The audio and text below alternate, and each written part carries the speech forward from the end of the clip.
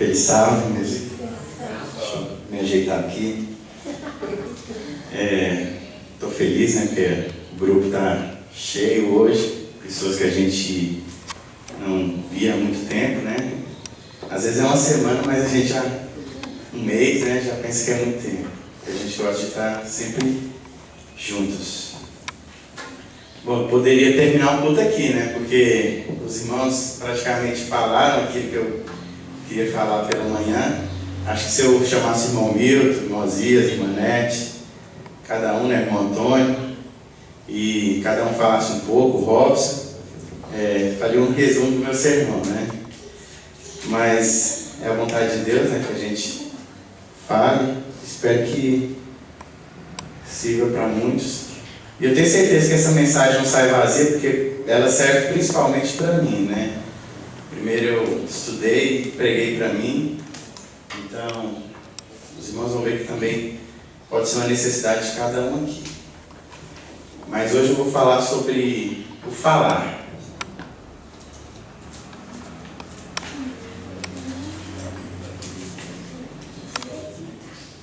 Muito temos a falar, né? E às vezes pouco a ouvir. Na maioria das vezes, né? Muitas pessoas não querem ouvir o que você tem a dizer, a sua mensagem, porque eles têm muito mais a falar do que querer ouvir aquilo que você tem a dizer. Bom, há alguns anos atrás, um filósofo chinês foi interrogado em um programa qual seria a mais poderosa arma que existe. E ele, sem pensar, respondeu, né? É a palavra. E é verdade, né? A palavra, ela pode causar uma briga, ela pode unir, né, famílias, ou fazer uma discórdia, né, uma rixa ali daquela família por muitos anos. E será que nós temos tratado essa palavra com cuidado, essa arma, né, com o cuidado que ela deve ser tratada? Vamos abrir lá em Provérbios. Saiu da reunião.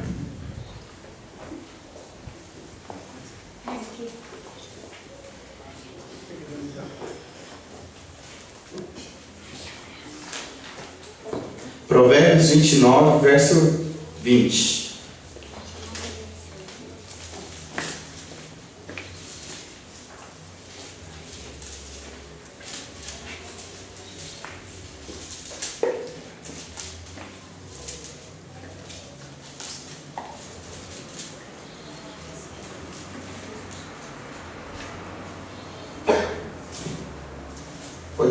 Pode ler, quem achou. Há mais esperança para um tolo do que para uma pessoa que fala sem pensar. Viu aí, irmãos? Eu vou ler aqui para os irmãos esse comentário da irmã White, que diz assim: o dom da palavra é um talento que deve ser cultivado cuidadosamente. De todos os dons que recebemos de Deus, nenhum é capaz de se tornar maior bênção que este. Com a voz, convencemos e persuadimos. Com ela, elevamos orações e louvores a Deus. E também falamos a outros do amor do Redentor. Que importância tem, pois, que seja bem educada, a fim de tornar-se mais eficaz para o bem. Então aqui diz o seguinte, que a palavra ela é uma bênção de Deus, né? Ao falar, você pode estar dizendo ali palavras consoladoras, você pode estar convencendo a pessoa de algo errado que ela faz na vida dela, você pode estar persuadindo ela a respeito de um caminho que ela tem errado na vida dela. Mas aqui no final ela faz uma certa advertência, né? Que fala assim, que é importante que ela seja bem educada, para que ela se torne mais eficaz para o bem. Isso significa que, da mesma maneira que ela pode ser usada para o bem, ela pode ser usada para o mal também, né? E como disse ali, né, é muito mais esperança para um tolo do que para alguém que fala sem pensar, né? Então eu vou trazer agora nessa manhã algumas maneiras erradas de nós falarmos, né? Usarmos a palavra. E uma das maneiras erradas, né, como foi discutido aqui na escola sabatina, é a calúnia e a injúria, né? E isso é natural, né? Muitas vezes, eu tenho certeza que todo mundo já sofreu uma calúnia e todo mundo já sofreu uma injúria de alguém, né? Por mais correta que seja a pessoa, sempre vão surgir pessoas caluniadoras. Mas você já parou para pensar por que as pessoas fazem isso? A Bíblia fala que nem Jesus agradou, né? E olha que ele foi perfeito em todas as coisas. E mesmo assim, ele foi um dos maiores caluniados, né? Acusavam Jesus de coisas sem fundamentos, né? E por que as pessoas fazem isso? Vamos abrir nossas Bíblias lá em Gênesis, capítulo 39.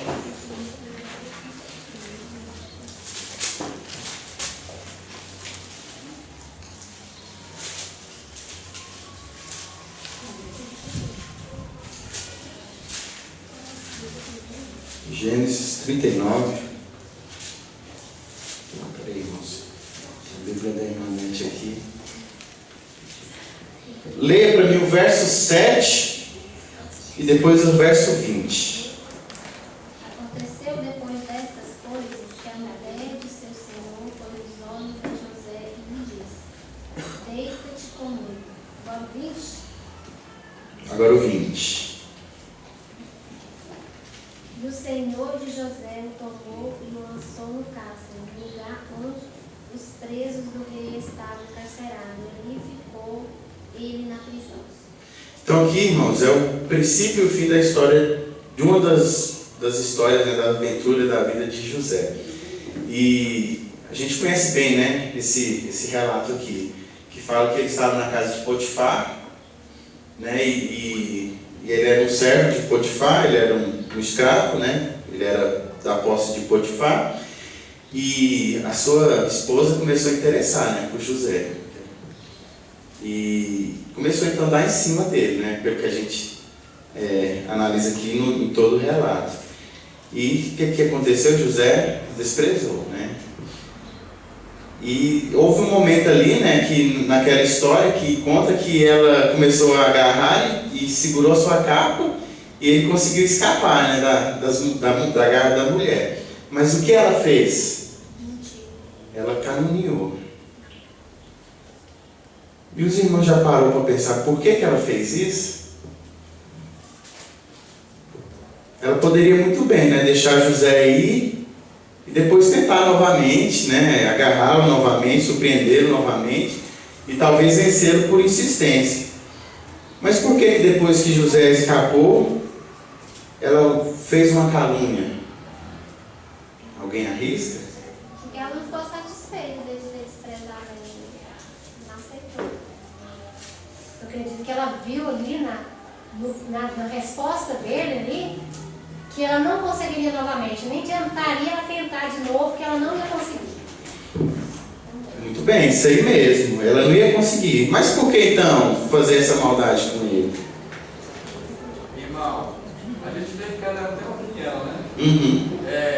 Por exemplo, poderia também ser, no caso que o José saiu nu de lá e ia casar para ela também, né?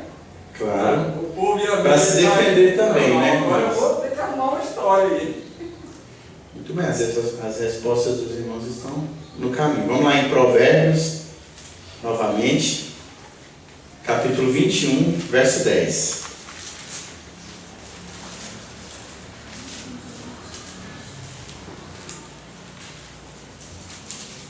Os maus têm fome do mal, eles não têm pena de ninguém. Irmãos, a verdade é que o ímpio nunca se agrada do justo. E foi o que a gente estava comentando aqui na escola sabatina.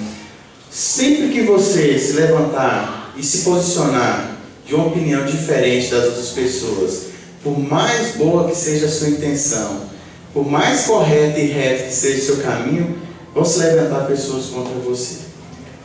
Não é verdade? Então sempre irão te criticar.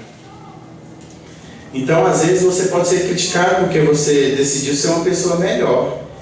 Sua intenção é a melhor que existe. Mas há pessoas que vão te criticar. Às vezes você decidiu deixar alguns pecadinhos, que para muitos são pecadinhos, mas a partir daquele momento para você passou a ser uma coisa insuportável, um pecadão, uma coisa feia e suja. Mas irão pessoas se levantar e te criticar. Já parou para pensar às vezes o quanto a gente é crítico? Não é verdade? Às vezes você olha para determinada pessoa, vou dar um exemplo aqui. Às vezes você olha para o irmão e fala assim, nossa, como aquele irmão é sistemático. Não fala aquela coisa perto do irmão, não, que ele é sistemático. Quem nunca falou isso, né? Não faz essa brincadeira não, que o irmão é sistemático. Mas o sistemático aqui não é uma coisa boa, né? Você não está falando que o irmão é uma pessoa correta, você está falando que o irmão é uma pessoa, né? O irmão é brega, não pode falar essa brincadeira perto dele não, porque ele pode achar ruim. Ele não vai entender o que você está falando. Né? E isso é pejorativo. Mas a verdade é que todos os cristãos deveriam ser sistemáticos. As pessoas deveriam ter um receio de falar um palavrão perto de você. Ou fazer uma fofoca perto de você. As pessoas deveriam ter um receio de te mostrar determinada cena de um vídeo ou te dar determinado filme para assistir, porque você é cristão, você é sistemático, né? Mas acaba que muitas vezes as pessoas sistemáticas são as pessoas erradas, né? E os que estão no relaxado, os que são mais relaxados, que são as pessoas corretas, né? E os sistemáticos são pessoas à parte da sociedade. Então, irmãos, ser sistemático é ser diferente. Porque você não aceita o sistema que o mundo inteiro, né, te obriga a ser. Você é sistemático, você tem um sistema diferente. Né, e ninguém quer ser sistemático. Né? Ninguém quer ser diferente. Então, irmãos, a verdade é que quando você fala que a pessoa é sistemática, você está dizendo que aquela pessoa é séria, que você é demasiado relaxado. É que aquela pessoa é uma pessoa que tem uma postura diferente e que você é normal como as outras pessoas. E os irmãos já pararam para pensar que às vezes numa crítica, às vezes a gente se posiciona contra Deus, né? Foi como a Anete falou, né? Se você não está louvando a Deus, você está louvando a Satanás. E quando você se posiciona contra Deus, você está se posicionando ao lado de Satanás automaticamente.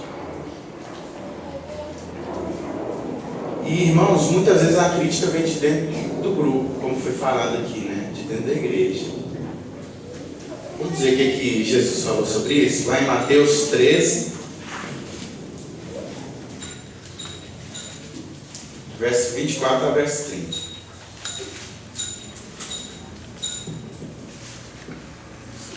Irmãos, pode participar lendo aí. Mateus 13, 24 ao 30.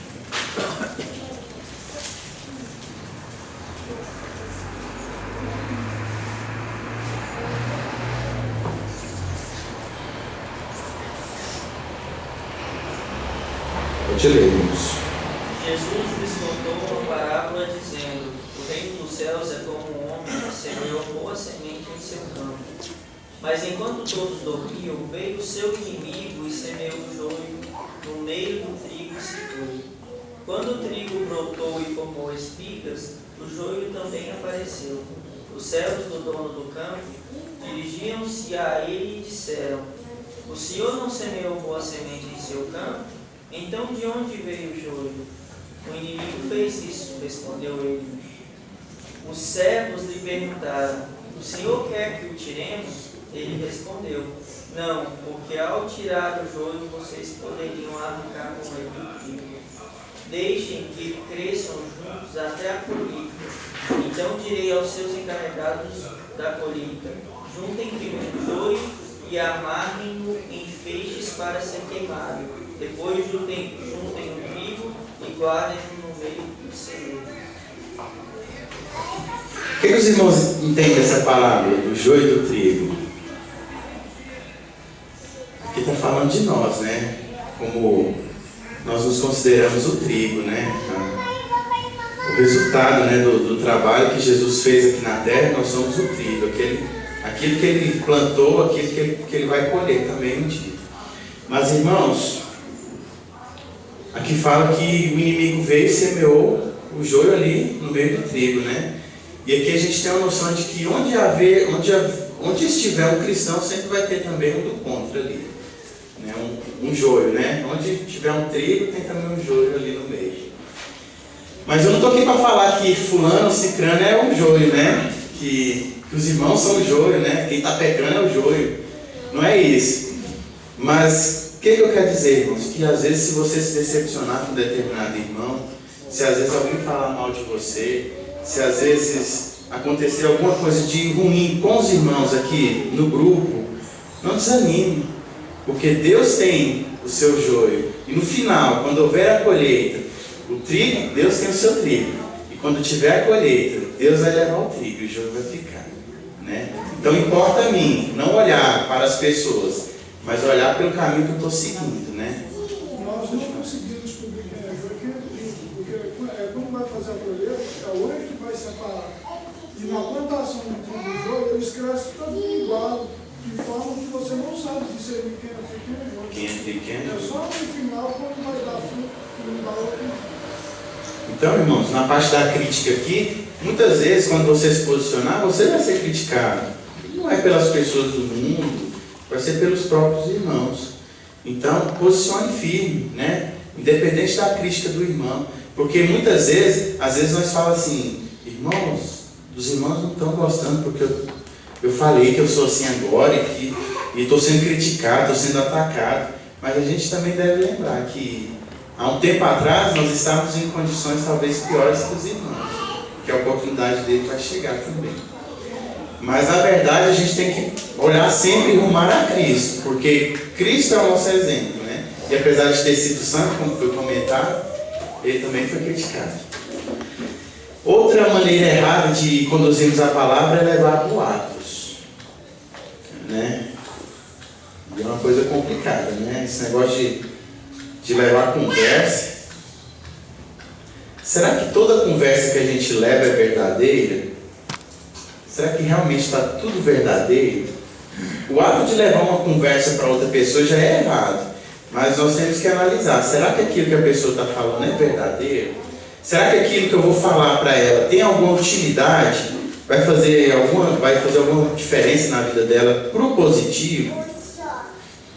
Então temos que filtrar aquilo que a gente fala para as outras pessoas. Mas o que a Bíblia fala sobre as pessoas que levam boatos, os portadores dos boatos? Vamos abrir lá em Êxodo 23, 1. E outra pessoa abre em Êxodo 20, 16.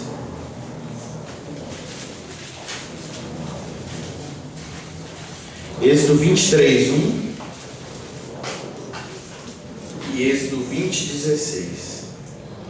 Quem achou pode ler. Não espalharás notícias falsas, nem darás mal ao outro, para seres testemunha maldosa. Isso. Agora o 20, 16. Não darás tal testemunho quanto o teu próximo.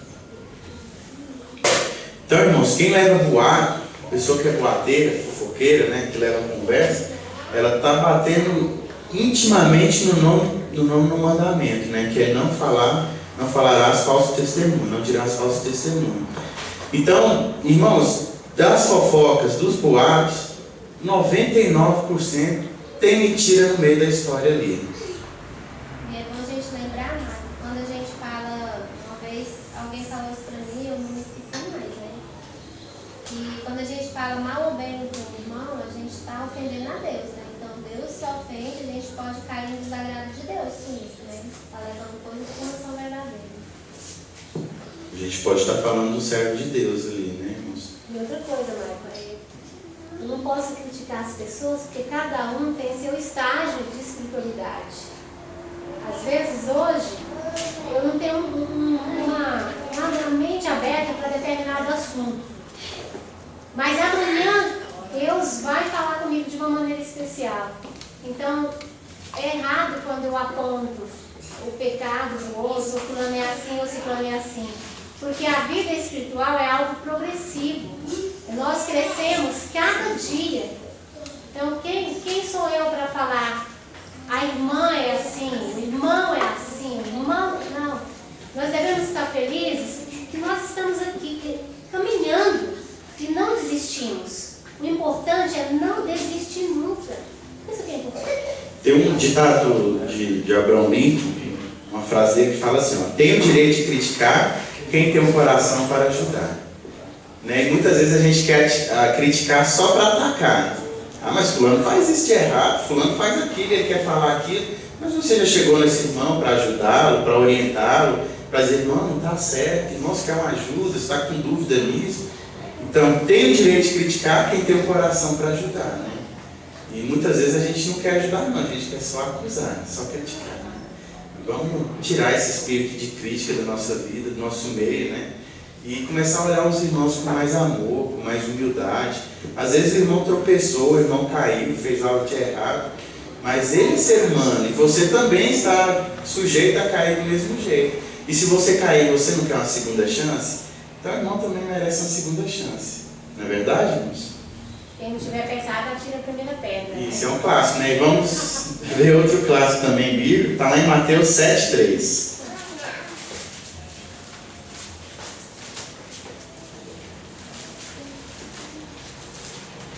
Diz o seguinte: por que vês tu o argueiro no olho do teu irmão, porém não reparas na trave que está no teu próprio olho? Então o irmão está olhando o cisco do outro ali e tem um tijolo, né, no seu olho ali. E não vê, né? Porque o pecado do outro parece ser maior que o seu. O outro não tem direito de pecar não, mas você às vezes pode pecar deliberadamente. Não é verdade? Então vamos, antes de criticarmos alguém, falarmos mal de alguém, vamos avaliar a nossa vida. Será que eu estou em condições de criticar? E se eu estiver em condições, eu não devo criticar, eu devo ir lá e ajudar, né? A gente vê que Cristo nunca se viu Cristo criticando alguém, Jesus, quando era nesse mundo. Muito pelo contrário, ele ajudava, né? Andou com os malfeitores. E todas aquelas pessoas que a igreja criticava eram as pessoas que Jesus andava. Porque Jesus, a forma dele fazer era ajudar a pessoa a crescer. Tem um outro dito popular que fala assim, ó: para se falar de alguém, precisa ser perfeito, mas quem é perfeito não fala do seu próximo. E é verdade, né? Para você falar de um defeito de alguém, você tem que ser perfeito. Mas se você é perfeito, você vai ficar criticando as pessoas. Quem é perfeito não critica, né? Então, outra maneira de usar a palavra de forma errada também é viver murmurando. E tem gente que vive numa murmura danada, né? Tudo é problema, tudo desanima, tudo. Mas o povo está fazendo isso, o povo não faz isso para mim, o povo não é meu amigo, e é panelinha. E tudo é motivo para murmurar, né? E a gente sabe que um dos grandes pecados do povo de Israel foi a murmúria. Quando você começa a reclamar demais da vida, porque minha vida é ruim, que é uma amargura, eu estou precisando disso, daqui, você está falando que seu Deus é um Deus fraco, um Deus que não é atuante na sua vida. E que seu Deus não é um Deus, porque Ele não te ajuda, Ele está te deixando ficar triste, Ele está te deixando chateado. Não é verdade, irmãos? Vamos ver o que alguém quer falar uma coisa? A gente tem que lembrar que já fala que os nossos murmúrios são louvores a Satanás. Quando você está murmurando, você está louvando a Satanás. Ele está agradecendo pelo que tem, está mal satisfeito, né? A Bíblia não... pessoa que é de Deus, ele tem que se conformar com o povo também. É o mundo que vem, e você agradece, Deus vai ter agradecido. E a Bíblia não fala assim, bem-aventurados que choram, né? Quem está se sentindo aí bem-aventurado quando está chorando, né? Então a gente tem que pensar duas vezes, porque se algo acontece de ruim na minha vida, significa que Deus tem uma resposta, Deus tem um propósito muito maior para aquilo, né? E eu vou ser consolado. Amém? Amém. Vamos lá em João 6,43. Evangelho de João.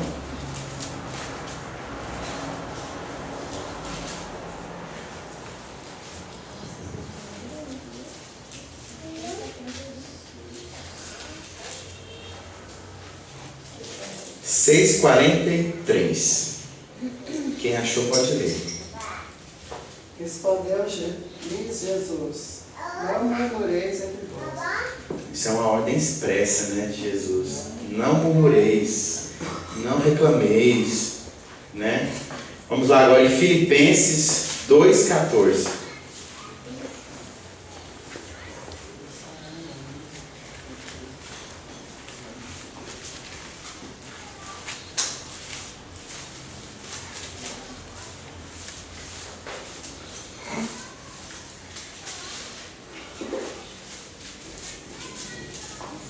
Filipenses 2:14. Fazei tudo sem murmurações, nem contendas. Então tudo, irmãos. Então todo aspecto da sua vida, seja aqui no grupo, seja no seu dia a dia, vamos parar de reclamar, né?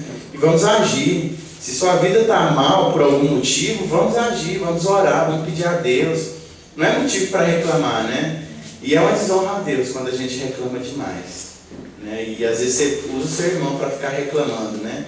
Ah, mas a irmã Nete está passando por uma provação tão terrível, ela está tão triste, está desanimada. E não deve ser assim, né? Nossa, a irmã Nete está passando por um problema terrível, mas ela está firme, está orando e está motivada, ela sabe que Deus vai agir na vida dela. E essa é a visão que as pessoas têm que ter de nós, né? E muitas vezes a gente tem a síndrome dos coitados, a gente quer ser o coitado, né? Ah, tadinho do irmão, está passando por... Vamos ajudar o irmão, coitado. Né? E todo mundo gosta, né, um pouco de ser o coitado da história, né? E temos que parar de murmurar e passarmos a ser pessoas que confiam no nosso Deus. Amém?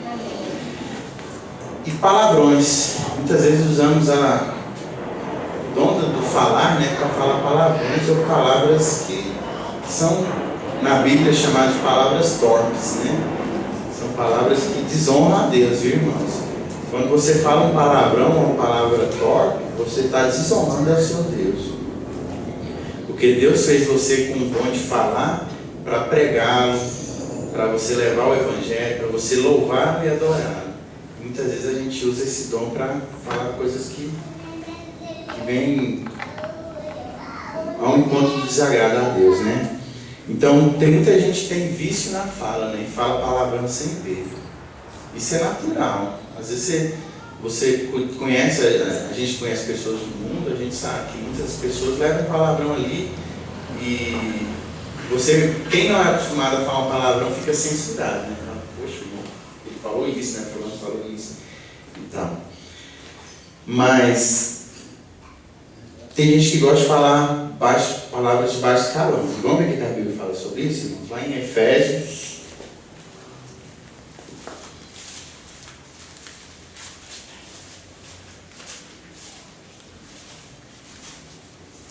4:29.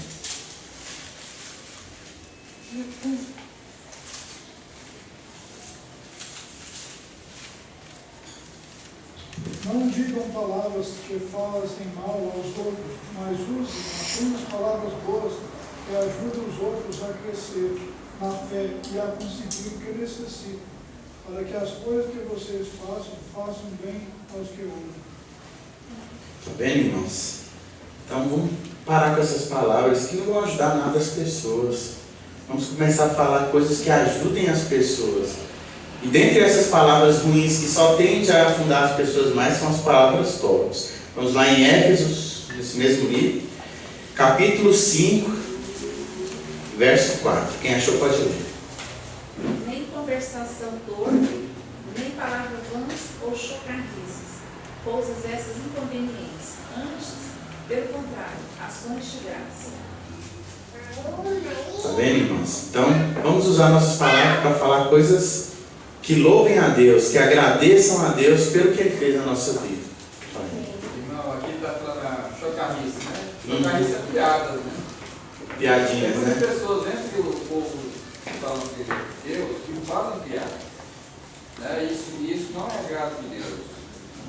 E a piada é uma coisa assim interessante, né? As pessoas que contam piadas, parece que o repertório vai acabando, aí vai apelando para coisas assim, ou para o lado da imoralidade, né?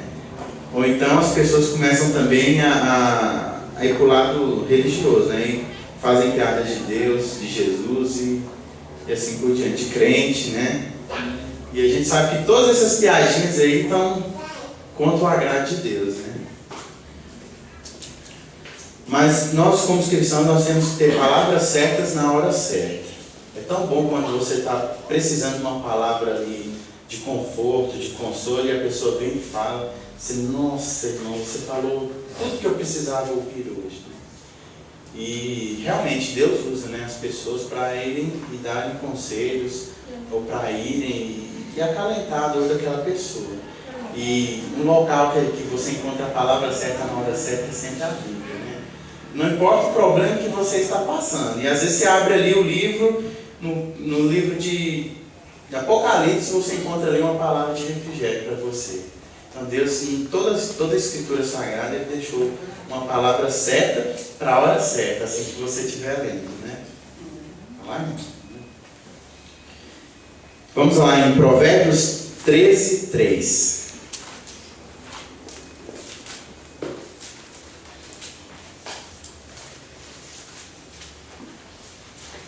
O que guarda a boca conserva sua alma, mas o que muito abre os lábios, a si mesmo se arruína. Está vendo, irmãos? Então vamos falar aquilo que é necessário, né? E eu vejo isso como defeito para mim também, porque às vezes eu falo sem pensar. E você às vezes não tem a intenção de magoar a pessoa, mas às vezes você falando sem pensar, sem analisar aquilo que você tem que falar, você acaba desagradando ou falando alguma besteira, não é verdade?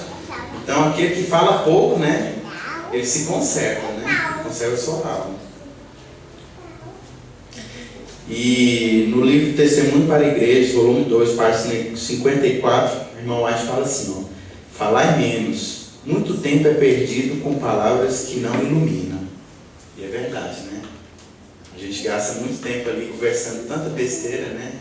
Às vezes se você estivesse lendo um livro, ou então falando de Deus ali, talvez aquilo ali teria te iluminado e te dado força para uma possível provação mais para frente, né? E vou falar agora também das palavras de cortesia, né?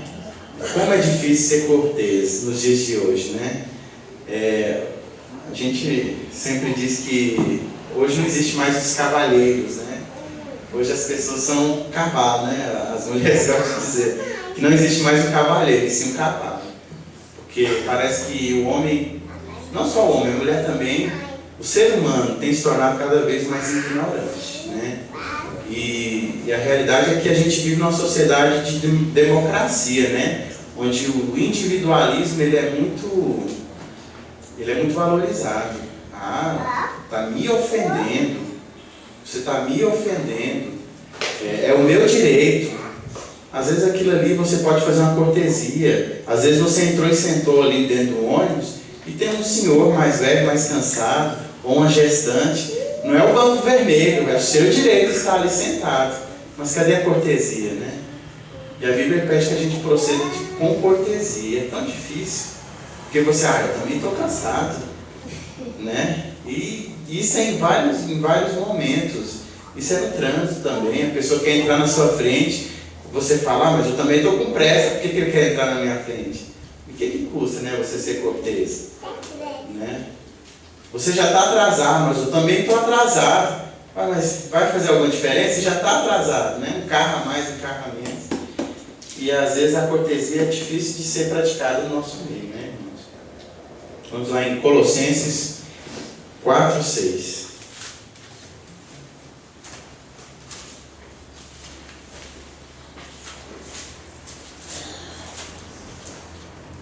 Colossenses, capítulo 4, verso 6.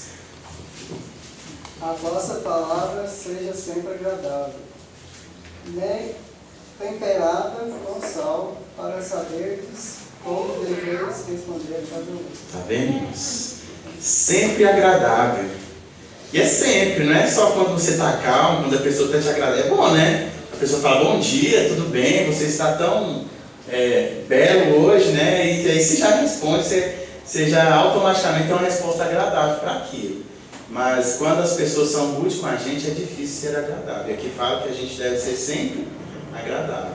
Você sempre tem uma palavra de cortesia, independente da situação, né? E isso deve começar com as pessoas da nossa família, não é verdade? E às vezes a gente acha que por ter liberdade, é da minha família, né? Meu esposo, eu falo com ele do jeito que eu quero, né? Meu filho, eu falo com ele do jeito que eu quero. E não é assim, né? Acho que as pessoas que merecem o maior respeito da gente são as pessoas da nossa família, são as pessoas mais próximas. E não que as outras não mereçam, né? Mas se você não trata bem a pessoa que você convive a vida inteira, veja lá os que você encontra por aí, né? Às vezes num episódio só. E é uma prática, irmãos. A cortesia é prática. Você é cortês em casa, provavelmente você vai ser cortês na rua. A pessoa que é bruta demais em casa, ela pode até tentar ser cortês na rua, mas no primeiro empecilho ali, no primeiro problema, ela vai manifestar aquilo que é o seu caráter, né? Vai em Cantares, vamos lá em Cantares.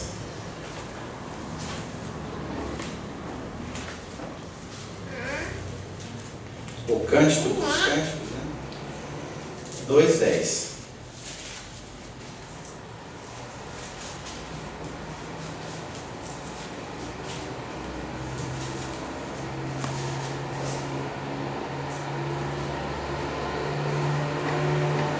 Pode ler, irmãos. Meu amado fala e me diz: levanta-te, querida minha, formosa minha, e vem. Quem falou isso para sua esposa hoje de manhã? Levanta, minha esposa linda, minha formosa. Ninguém, né? Às vezes alguém falou, né? Mas raramente, ainda mais quando está acordando. Tem que acordar, já está na hora. Levanta, você está me atrasando. Eu vou sozinho. Vou te deixar, hein? Né? Então a gente tem que reaprender como tratar nossas esposas e as esposas tratar o seu marido bem. Porque quando namorava não tratava bem, não era isso que acontecia, né? Após que chegava e falava: nossa, meu bem, como você está linda hoje, né? E daí elogios para adiante. Mas a verdade é que parece que depois que casa, você começa a tratar ele de maneira diferente. Não precisa mais ter aquele romance. E a Bíblia fala, né? Aqui era a esposa dele. Aqui é o meu amado fala e me diz: levanta-te, minha querida, formosa minha, vem. Né? Então assim que a gente tem que tratar a nossa esposa. E assim tem que ser com os filhos também, né, irmãos? E com sua mãe, com seu pai. E as pessoas, a gente tem que começar a tratar as pessoas melhores. Às vezes acontece muito, né? Fulano ali da igreja, está virando a cara para mim, vou virar também. Antes dele virar, eu vou virar, que é para ele não virar para mim. E acontece. Vou virar primeiro para ele não virar. E tem que ser diferente. O Elton um dia mostrou, né, que tem que ser diferente. Aí que você tem que cumprimentar. Aí que você tem que chegar no irmão e falar: oi, irmão, tudo bem e tal? Lembra de mim não, irmão? E ele vai falar: nossa, eu não te vi. Não tinha te visto não, irmão. Mas a gente tem que aprender a falar palavras boas às pessoas. Vamos lá em 1 Coríntios 6:15.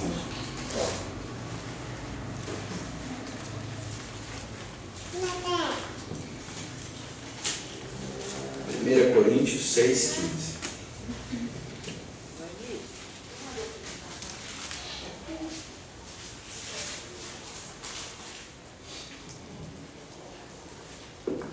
Não sabeis vós que os vossos corpos são membros de Cristo? Tomarei, pois, os membros de Cristo e os farei membros de uma meretriz? Não por ser. Irmãos, a gente faz parte do corpo de Cristo. E você, no corpo de Cristo, você se torna um com Cristo. Então, toda vez que você for fazer alguma coisa, que você for falar, seja ouvir, porque muitas vezes a gente não fala coisas feias, mas ouvimos coisas feias também, é pecado, né? Não devemos também tirar o nosso tempo para ouvir coisas feias, boatos, fofocas, palavrões, piadas, né, irmão? Então, temos que lembrar que nós fazemos parte do corpo de Cristo. E ao fazermos parte, nós somos um só com Cristo. E às vezes nós levamos Cristo para ouvir coisas desagradáveis. Falamos coisas desagradáveis para Cristo ouvir, né? E isso não condiz, né, com a característica do cristão. Automaticamente você está se desligando do corpo de Cristo. E aqui fala que se você não fizer parte do corpo de Cristo, você faz parte do corpo da meretriz, né? E eu não quero estar nesse corpo, né? Eu quero fazer parte do corpo daquele que vai subir para o céu, né? E receber a recompensa. Amém, irmãos? Então, ao usarmos nossas palavras como um mau instrumento, nós nos movemos para a fileira dos perversos, né? Então, ao falarmos coisas ruins, automaticamente você já se identifica com uma pessoa perversa. Temos que realmente frear, né, irmãos? E controlar. Hebreus 4:13.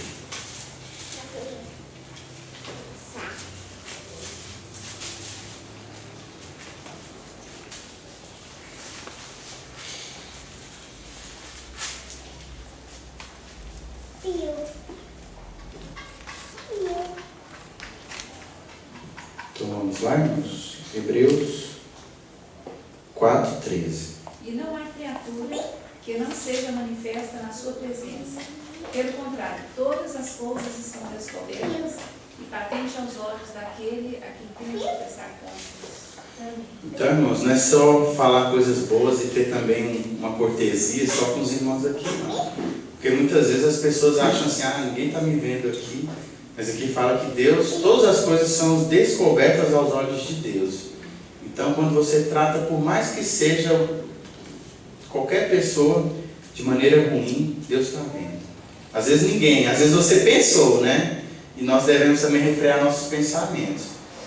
Porque lá em Mateus fala, né, que o coração está cheio, a boca fala daquilo que o coração está cheio.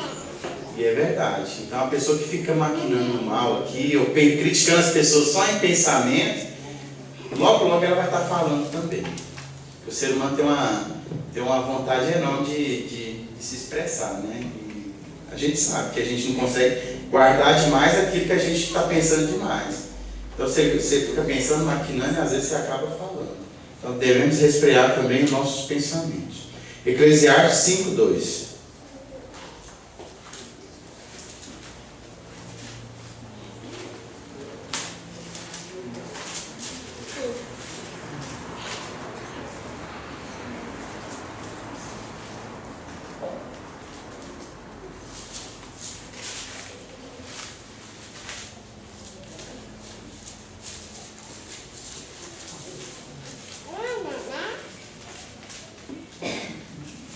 Eclesiastes, capítulo 5, verso 2. Quem achou pode ler.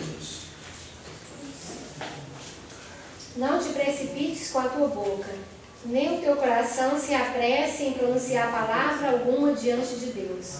Porque Deus está nos céus e tu na terra, portanto sejam poucas as tuas palavras.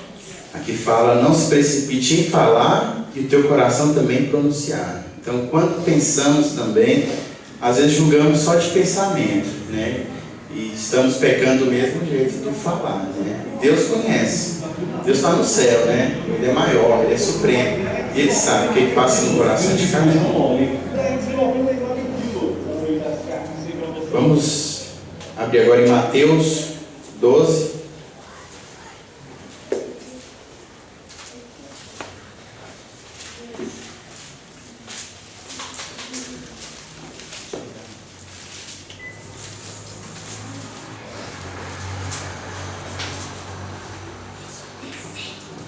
Do 36 e 37.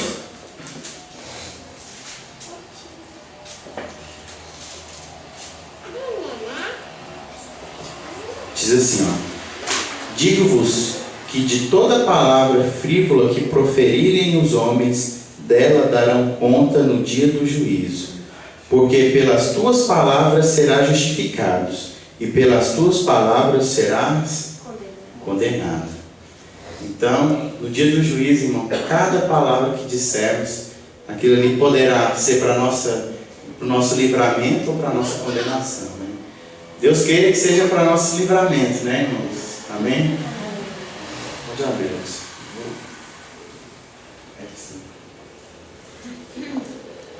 Vou ler aqui, irmãos, esse relato da irmã White. E vamos terminar com um versículo. Diz assim, vi que alguns estão definhando espiritualmente, tem vivido por algum tempo a observar se seus irmãos andam retamente. Está vendo, irmãos? Fica observando o que o irmão está fazendo e se esquece, né, da sua própria vida espiritual. Espreitando toda falta, para então nos meter em dificuldades. E enquanto fazem isto, a mente não está em Deus, nem no céu ou na verdade, mas simplesmente onde Satanás quer que esteja, nos outros. Está vendo? O plano de Satanás é tirar sua atenção da mensagem, de Deus, né? Da verdade, e pôr em coisas insignificantes, né? Seu coração é negligenciado. Raramente essas pessoas veem ou sentem as próprias faltas, pois têm tido bastante que fazer em vigiar as faltas dos demais, sem sequer olhar para si mesmo, ou examinar o próprio coração, né? Olha para a vida dos outros e esquece do seu próprio coração. O vestido, o chapéu ou o avental lhes prendem a atenção. Precisam falar a este e àquele, e isto basta para os ocupar por semanas, né? E aquilo ali fica na sua cabeça por vários tempos, né? Ah, mas o irmão está fazendo isso. Ah, meu Deus, o que nós vamos fazer? E às vezes a vida espiritual está indo de mal a pior ali, né? Só decaindo, parou de estudar, mas está envolvido com os problemas dos irmãos. Vi que toda a religião de todos os próprios corações consiste em observar a roupa e os atos dos outros e em os criticar. A menos que se reformem, não haverá no céu lugar para eles, pois achariam defeitos no próprio Senhor. Está vendo? Então não tem jeito, irmãos. Se não tirarmos a crítica do nosso meio, não haverá lugar no céu para nós também. Deus tenha misericórdia. Para finalizar, vamos abrir em Mateus. A gente já leu esse versículo hoje. Vale a pena enfatizar, né? Mateus 10, verso 20.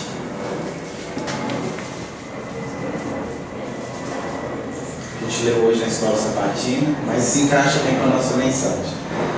Diz assim: visto que não sois vós os que falais, mas o Espírito do vosso Pai quem fala em vós. Então temos que falar com o Espírito de Deus, né? Temos que falar com coisas espirituais, falar de maneira espiritual para as pessoas. E que ao falarmos pouco, quando você abrir a boca para falar, a pessoa vai dar atenção para o que você tem que falar. A pessoa que fica argumentando demais, às vezes nem é ouvido, né, irmãos? Que possamos ter o Espírito de Deus em nossa vida, para sabermos falar e ouvir também. Amém?